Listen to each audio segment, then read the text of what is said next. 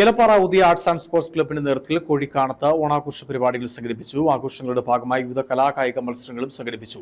കക്ഷി രാഷ്ട്രീയ, മത, സാമുദായിക, സാംസ്കാരിക മേഖലയിലെ മുഴുവൻ ആളുകളെയും ഉൾപ്പെടുത്തിയായിരുന്നു ആഘോഷം.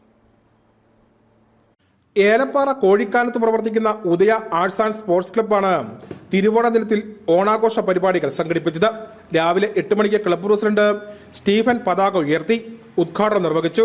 മുൻ പഞ്ചായത്ത് പ്രസിഡന്റും ഗ്രാമജനതംഗവുമായ നിത്വ എഡ്വിൻ, കോഴിക്കാനം സെന്റ് പോൾസ് ഇടവക വികാരി E.T. ഈപ്പൻ, ശ്രീ മാരിയമ്മൻ കോവിൽ തിരുമേനി, അമൽ കാർത്തിക് എന്നിവർ വിശിഷ്ട അതിഥികളായിരുന്നു.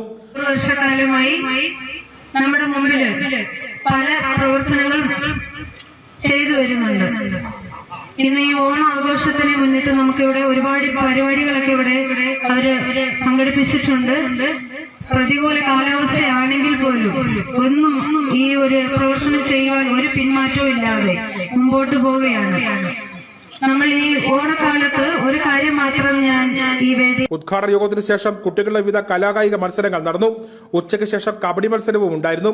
വൈകുന്നേരം കുട്ടികളുടെ കലാപരിപാടിയും തുടർന്ന് മത്സരത്തിൽ പങ്കെടുത്ത മുഴുവൻ കുട്ടികൾക്കുമുള്ള പ്രോത്സാഹന സമ്മാനവും വിജയികൾക്കുള്ള മൊമെന്റവും നൽകി. Club president Stephen, vice president Mathew George, secretary Manikandan, joint secretary Vinesh, treasurer Aneesh എന്നിവർ നേതൃത്വം വഹിച്ചു. News bureau, Peermade.